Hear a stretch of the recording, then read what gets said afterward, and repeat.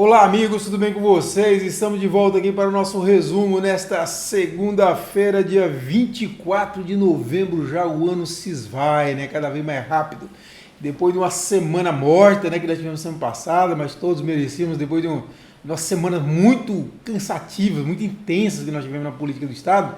Foi uma semana de descanso, curtir o final de semana aqui, caminhar com meus cachorrinhos aqui pelas trilhas, pela beira do lago, foi muito bom. Agora é hora de voltar ao trabalho, apesar que geralmente esfria, né, nessa temporada de ano aí a pauta, mas nós temos alguns temas importantes ainda no caminho, né? Nós temos, por exemplo, essa questão da indefinição do Estado, né, que o Supremo precisa tomar uma decisão sobre os recursos do governador afastado Wanderley Barbosa. É uma expectativa que nós temos ainda para que ocorra este ano, né? Vamos ver se realmente vai ocorrer. Como a gente já previa, o julgamento desses agravos é demorado, é bem demorado. Não é rápido como muita gente pensava, e eu fiz uma pesquisa assim como o Wanderley entrou com os recursos e tal, e vi isso, né, que são recursos demorados, não é de julgamento muito rápido não. Bom, mas vamos começar aqui pelas notícias do final da semana, né, que marcaram o final de semana. Primeiro, a saída do César Halum, do comando da SEAGRO, a Secretaria de Agricultura e Pecuária. O ex-deputado federal César Halum saiu, né? Foi uma surpresa. A gente vê no Diário Oficial de quarta-feira, né, a saída dele. Eu conversei com ele e ele me disse que foi por questão de saúde. Ele me contou que há cerca de um mês teve um acidente de automóvel entre Brejinho e Porto, e depois disso começou a se sentir mal e tal, teve queda de pressão, algumas coisas assim, e ele preferiu sair para que pudesse cuidar da saúde. Foi para Brasília. Quando eu conversei com ele, por exemplo, ele estava em Brasília fazendo uma bateria de exames. Aí agora vai, daqui 15 dias, vai olhar os exames e ver o resultado, e dependendo do resultado ele vê aí se volta ou não. Se conversou com o governador Laurez Moreira, tá tudo certo. Teve teoria da conspiração, uns estão dizendo aí que ele saiu por causa que o Laurez se apareceu lá no evento com o Lula. Como é que sem pé em cabeça, né? O cara que está com uma oportunidade importante para ele, para a carreira política dele, de retomar a carreira política, vai deixar por causa de birrinha de Lula e não sei mais quem. É bobagem isso, tá? Muita teoria da conspiração. O que ele me disse é isso. Vamos esperar, né? Não tem como você encobrir esse tipo de coisa, né? Ele está falando que é questão de saúde, né? Ele não tem por que mentir por isso, né? Bom, vamos lá também, importante aqui, também demos com exclusividade no final de semana que o governador Laurez Moreira deve nomear o deputado estadual Eduardo Mantoan para comandar a Secretaria de Desenvolvimento da região metropolitana de Palmas, né?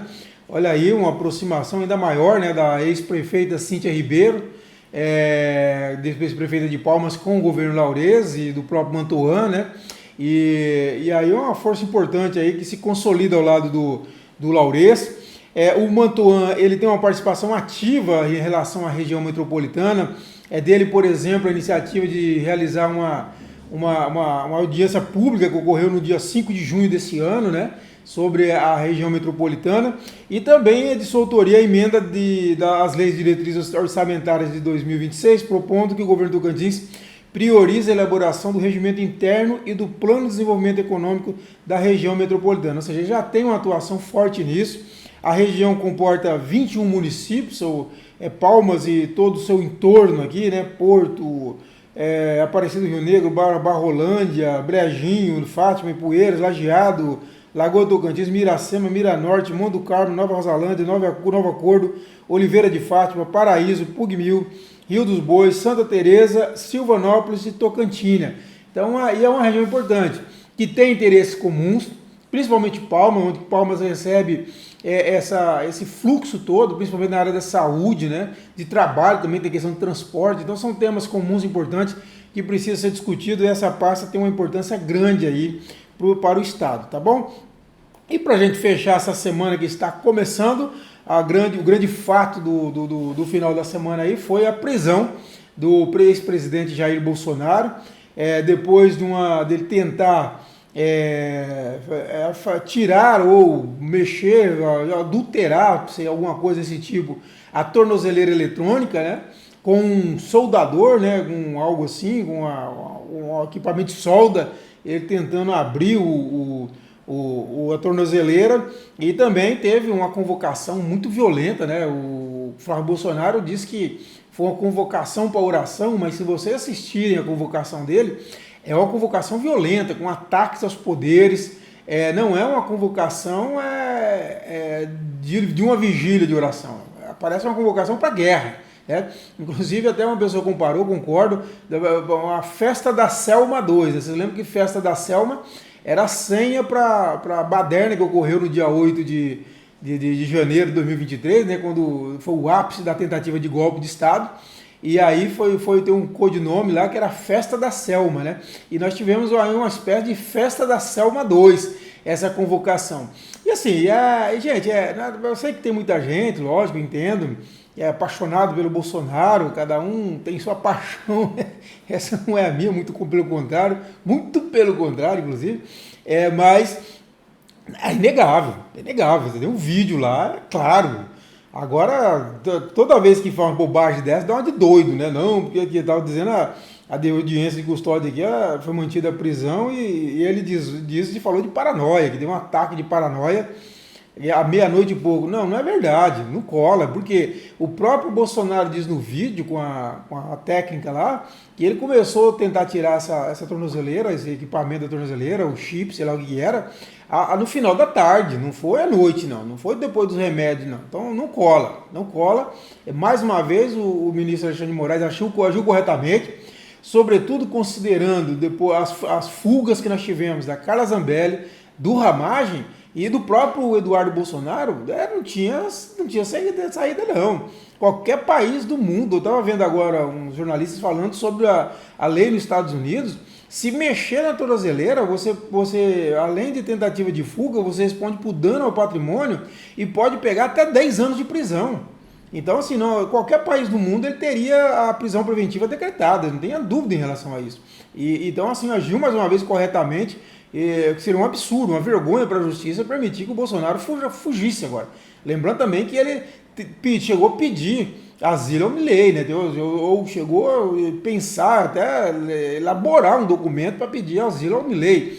E num carnaval passado aí, ele se escondeu, medroso, com medo de alguma coisa, de ser preso, se escondeu na embaixada da Hungria, né? Que é do ditador lá, do autocrata, né?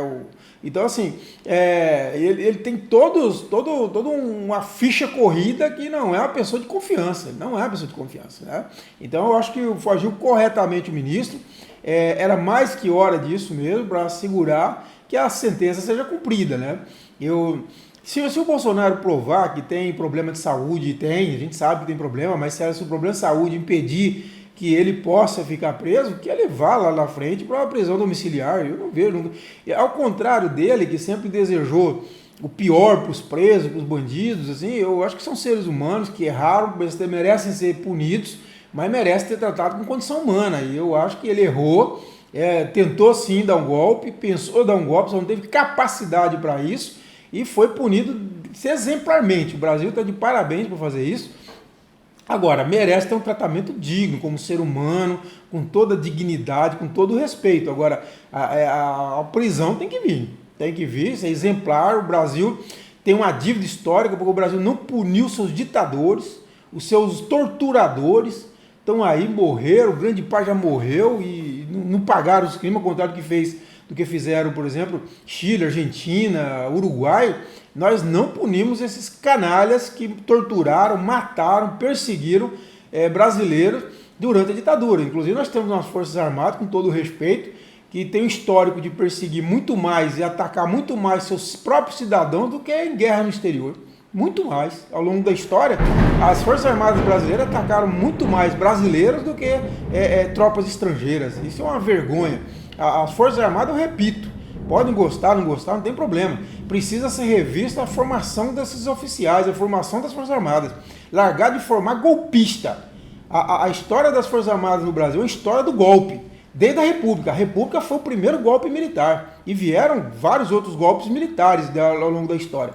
Então, assim, e esse episódio agora aí, com generais envolvidos, grandes oficiais envolvidos, mostra que alguma coisa está errada na formação dos militares.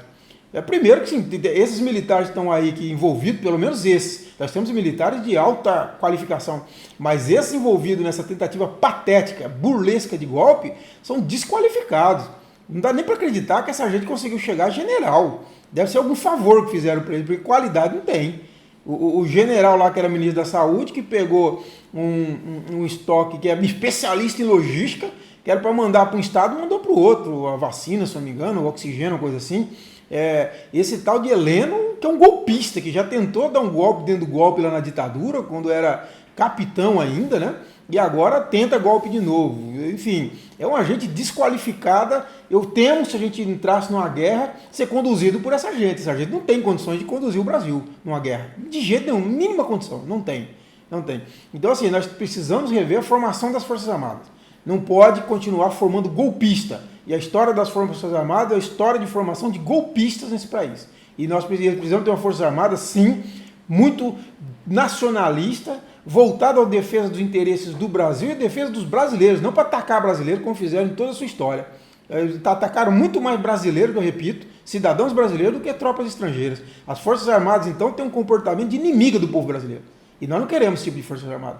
Nós respeitamos, ela precisa existir, ela é essencial, mas em defesa do povo brasileiro, não a serviço de golpe de Estado, como foi ao longo de sua história. É lamentável, tá bom? Mas, então, o Brasil faz um resgate histórico ao condenar esses canalhas que tentaram dar um golpe de Estado e fez o que não fez, do que deveria ter feito no final da ditadura de 64 e 85, ali nos anos 80, deveria ter punido todos esses canalhas, inclusive o Heleno, já era para estar preso naquela época já, e outros tantos aí que estão por aí ainda, outros que já morreram, deve estar no inferno na hora dessa, mas, enfim, pelo menos nós fizemos papel e está de parabéns o Supremo Tribunal Federal e o ministro Alexandre de Moraes.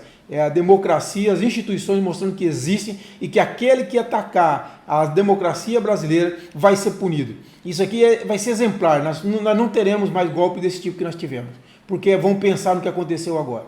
Se a gente não fizesse isso, se repetiria. Então está de parabéns. E aí vejo aí esses canalhas que tem no Congresso, que não são poucos, são muito canalhas, falando em anistia. Não vai passar, isso é óbvio que não vai passar, e mesmo que passasse, o Supremo ele consideraria inconstitucional, porque não existe anistia para golpe de Estado. Então não adianta querer aprovar. Esses canalhas que estão no Congresso Nacional e que querem anistia, não vão conseguir, tá bom? Como disse lá, o antifascismo na Espanha, não passarão, seus fascistas, não passarão.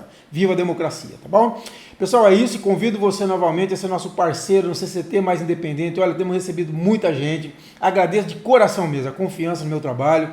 É um trabalho duro, difícil, porque por causa disso eu tenho que me posicionar. Eu me posiciono, não tem medo, pode falar o que quiser. Não, eu não sou imparcial com fascista, não sou imparcial quando colocar em risco a democracia. Eu tenho um lado, do meu lado é a democracia, sempre terei, é defesa da democracia. Então, se você também defende a democracia, o Estado de Direito, seja nosso parceiro, ajuda a gente a ter um jornalismo cada vez mais forte em defesa da cidadania, da democracia e do Tocantins. As informações estão na descrição desse vídeo para quem quiser fazer uma doação via Pix, e na plataforma, no ícone Apoie, lá em cima do lado direito, você pode também fazer a doação pela plataforma via cartão de crédito, tá bom? Pessoal, espero que tenham gostado, boa semana, maravilhosa semana a todos, e nós voltamos nessa terça-feira, obrigado.